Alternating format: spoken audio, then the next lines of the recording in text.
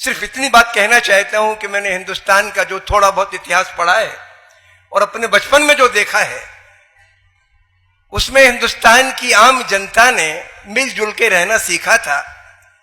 मोहब्बत थी।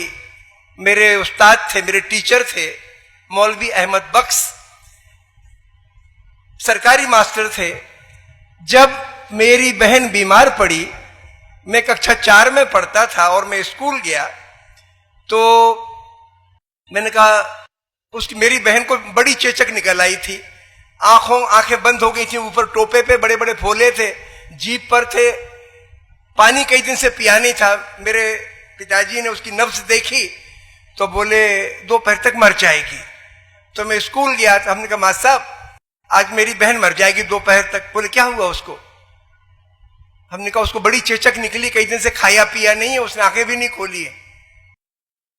मौलवी साहब ने, अकेले मास्टर थे स्कूल में, 70 बच्चे थे, 5 कक्षाएं थी, 5वीं कक्षा के बच्चों से कह गए कि छोटे बच्चों को इमला और सवाल दे दो, कराओ, मैं अभी आता हूं। मेरे घर उसके पहले कभी नहीं आए थे। उस दिन एक लोटे में पानी लिया, रास्ते में नीम का एक पेड़ था, उसके कुछ पत्ते तोड़े, घर आए। मैं अपनी माँ को बाई कहता था, तो उन्होंने दरवाजे पे आवाज लगाई बाई, तो मेरी माँ गई और उनके पांव छुए। हमारे यहाँ रिवाज है, टीचर के को उस्ताद गुरु मानते हैं। मेरी माँ ने उनके पांव छुए और रो पड़ी, बोली आज माँ साहब मेरी माँ बेटी मर रही है। बोली कहाँ है बेटी? उन्होंने कहा वो पड़ी है। वो गए तो कुरान शरीफ में कुछ आयत हैं, दुआ की आयतें हैं, उन्होंने दुआ की और मेरी बेटी के वो पत्ते का पानी थोड़ा उसके चेहरे पे छिड़क दिया। उसने थोड़ी सी आंखें हल्की सी मिलकाई और वो चले आए। दोपहर की नमाज पढ़ी, फिर आए और फिर उन्होंने दुआ मांगी और फिर थोड़ा सा पानी छिड़का, तो मेरी बहन के ने थोड़ा सा मुंह खोल दिया। तो मेरी माँ से बोले कि भाई इसके मुंह में थोड़ा पानी डाल दो। आते रहे 2-3 दिन, वो मेरी बहन ठीक हो गया, जिंदा है। ये हमारे हिंदुस्तान की तहजीब है। भूल जाओ राजाओं ने क्या किया, गुंडों ने क्या किया, लुटेरों ने क्या किया। हिंदुस्तान का आवाम तो ये है। 70-80% हिंदुस्तान के मेहनत करने वाले मजदूर, कारीगर और किसान, मैं इनके बारे में कहता हूं, ये देश का नहीं खाते, चाहे किसी मजहब के हों, देश को खिलाते हैं। अगर हमारे अंदर उनके दर्द का एहसास हो जाए तो हम इंसान बन जाए। सारे के सारे धर्मों को मैंने 3-4 बातें सीखी और कोई फर्क नहीं है। बुनियादी बात, आपको जमाना तेज रफ्तार का है। मैं चाहता हूं कि इतनी बड़ी बात कुरान शरीफ नहीं है, इतनी बड़ी बात वेद नहीं है, इतनी बड़ी बात बाइबल नहीं है। हम चाहें तो सबको पढ़ भी सकते हैं। जब आप इतनी बड़ी साइंस की बड़ी मोटी मोटी पोथियां पढ़ लेते हो तो इनका सार समझना मुश्किल काम नहीं है। और साहब का सार क्या है, मैं तो ये समझाऊं उनको पढ़ने लिखने के बाद, और या अपने उस्तादों से सीखा है। मैंने पूरे ग्रंथ नहीं पढ़े हैं, थोड़ा बहुत ही पढ़ा है, लेकिन 4-5 बातें मेरे जहन में बैठ गई है। पहली बात, सारी दुनिया का भगवान अल्लाह एक ही है। दूसरी बात, सारी दुनिया के इंसान एक हैं, कोई फर्क नहीं है, सारी दुनिया के इंसान एक हैं। तीसरी बात, जो आदमी मेहनत की यानी ईमान की रोटी खाता है, वही भगवान के दरबार में पहुंच सकता है। ईसा मसीह ने इसके बारे में यूं लिखा, कहा कि सुई के सुराख में से ऊंट भले ही निकल जाए, जो आदमी मेहनत की या ईमान की रोटी नहीं खाता वो भगवान के दरबार में नहीं पहुंच सकता। पैगंबर मोहम्मद साहब ने यह कहा कि ब्याज से परहेज करो, माने मजबूरी का, किसी की मजबूरी का फायदा उठा के उसको लूटो मत, किसी की मेहनत मत हड़पो। ये 3-4 असूल हैं। अगर आपने इस पर गौर कर लिया तो आप इंसान भी बनेंगे और आप अल्लाह ताला के दरबार में भी जाएंगे। और अगर इनको भूल गए, आप विद्वान तो बन जाएंगे लेकिन इंसान नहीं बनेंगे, नरक में जाएंगे। नरक का रास्ता है। अब मुझे 3-4 बातें आपसे बुनियादी तौर पर करनी है, और मैं जिन बातों को कहना चाहता हूं उनको मैंने नाम दिया है सोच स्वावलंबन।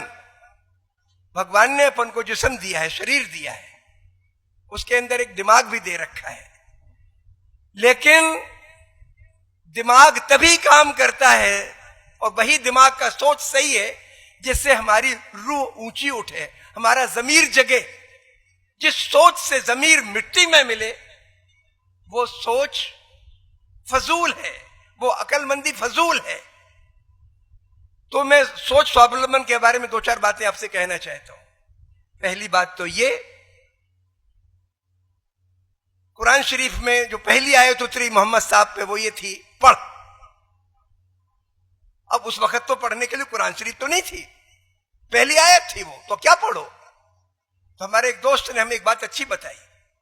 उन्होंने कहा कि दुनिया में जो कुछ है उसको पढ़ो, लेकिन मोहम्मद साहब ने एक खुलासा किया, उसका बहुत गजब का खुलासा है। उन्होंने कहा कि पढ़ने के माने हैं आप अच्छे और बुरे का फर्क करना सीखो और जो चीज अच्छी लगे उसको अपने जीवन में उतारो। यह पढ़ाई। जब अर्जुन पांडव थे, पढ़ते थे, तो उसमें भी यही वाकया आता है। उसमें हुआ ये कि उनके गुरु थे द्रोणाचार्य ने लिख दिया सत्य बोलो, झूठ और चोरी ना करो। ऐसा संस्कृत का एक वाक्य था जिसके माने थे सच बोलो और चोरी ना करो। अगले दिन बच्चों से पूछा, किसी ने सबक याद हो गया? सबने कहा जी याद हो गया। युधिष्ठिर से पूछा तुम्हें याद हो गया? बोले नहीं हुआ। तो उन्होंने कहा बड़ा गंवार लड़का है, इसकी या तो याददाश्त कमजोर है या इसका दिल नहीं लगता। कई दिन गुजर गए, हफ्ता 10 दिन गुजर गए, तो बाद में फिर पूछा तुझे याद हुआ क्या? बोले आधा याद हुआ। बोले सुनाओ, आधा सुनाओ। सच बोलो। बोले इतना याद नहीं हो, चोरी मत करो। बोले अभी मैं चोरी कर लेता हूं। यानी ये महाभारत का मैं समझता हूं बहुत ही ऊंचा दृष्टांत है, जो ये बताता है कि जो चीज आपको ठीक लगे वो आपके व्यवहार में आनी चाहिए। अगर आपको लगता है सच बोलना सही है तो सच्चाई आपकी जबान पर और आपके व्यवहार में आनी चाहिए, वरना सच्चाई उसका कोई मतलब नहीं है। मैं इसलिए ये बात कह रहा था, चाहे आप कुरान शरीफ को देख लो, चाहे महाभारत को देख लो, जो बुनियादी सच्चाइयां हैं वो सब जगह फैली पड़ी हैं। हमें उसमें से आंख खोल के उसको देखने की जरूरत है। तो पहली बात मैं सोच स्वावलंबन के बारे में ये कह रहा था कि हमारे बच्चों को और हमें और आपको अपना सोच सच्चाई पर आधारित रखना है, गलत फहमियों पे नहीं। और हमने बहुत गलत फहमियां बना रखी अपने बारे में भी। हम जो है नहीं वो दिखना चाहते हैं, दिल में कुछ, जुबान पे कुछ, व्यवहार में कुछ, हम अपने बारे में धोखा देते हैं। और हमने दूसरे मजहबों के बारे में, दूसरी जातियों के बारे में तो इतनी दुर्भावनाएं पैदा कर रखी, इतनी इमेज बना रखी है। गरीब मेहनतकश मजदूर में हमारे लिए बादशाहों की तस्वीरें दिख जाती हैं। हम हो क्या गया? तो जिसका सोच इमेजेस पर बनी हुई तस्वीरों पर आधारित होगा वो सच्चा तो नहीं हो सकता। और जिस सोच में सच्चाई नहीं होगी वो आपकी आत्मा को मजबूती नहीं दे सकता। तो मैं पहली बात कहता हूं कि आपको अपने दिमाग में जो आपने अलग अलग समुदायों की तस्वीरें बना रखी हैं, अलग अलग जातियों की, अलग अलग मुल्कों की तस्वीरें बना रखी हैं, हटा दो। सच के रास्ते में वो बाधा है, ये बहुत बड़ी बाधा है। अभी हम उबर नहीं पाए इस बीमारी से, आपको उबरने की जरूरत है।